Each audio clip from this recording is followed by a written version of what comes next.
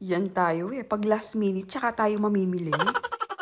Na-realize nga namin ni Daddy C na wala pala kaming ihahain sa Noche Buena namin. Nasa sala nga lang kami habang nagkukwentuhan ni Daddy C at ni Liam. At yun nga, bigla nga natanong namin ni Daddy C sa isa't isa kung ano yung lulutuin namin ng Noche Buena.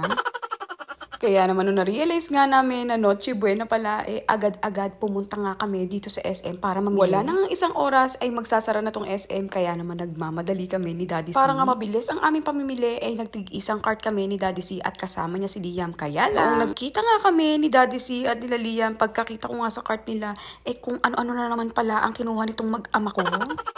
Hindi na nga lang ako umimik dahil alam ko naman si Daddy C ang magbabayad niyan.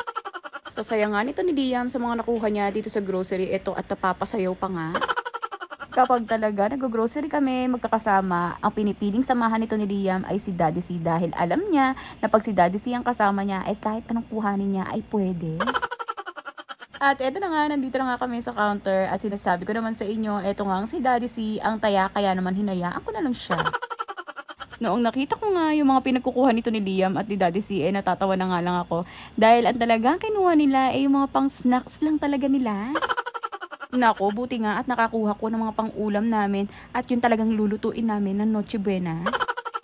Buti na lang, hindi ko inasahan itong mag-ama ko dahil kung hindi, siguradong biskwit ang kakainin namin ng Noche Buena.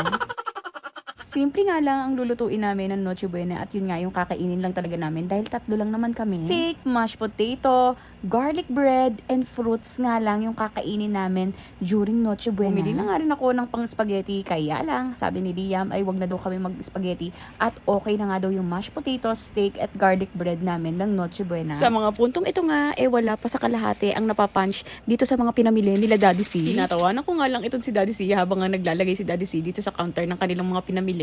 Dahil alam ko naman na mabibigla talaga itong si Daddy C sa presyo ng mga pinamili nila ni Liam. O diba, parang gusto na mag-back out at ibalik itong mga binili nila.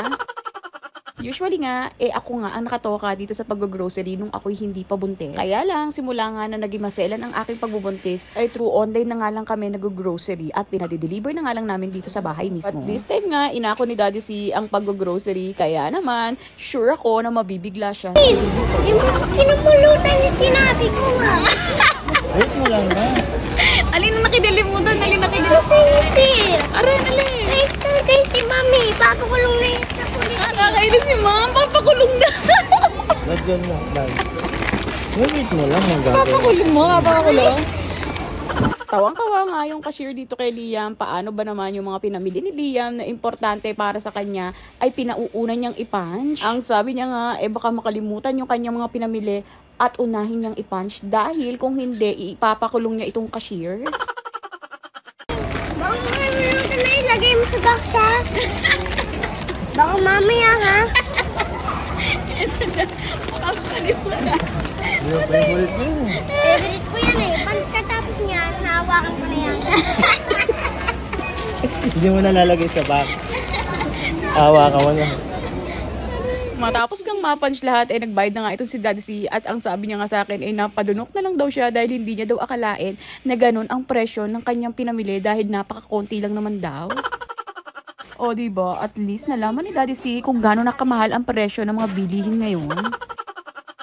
So yun lang guys, ingat kayo palagi. Merry Christmas sa inyo, maligayang Pasko sa ating lahat. God bless you all. Love, Don Liam and family. Bye-bye! Thank you for watching!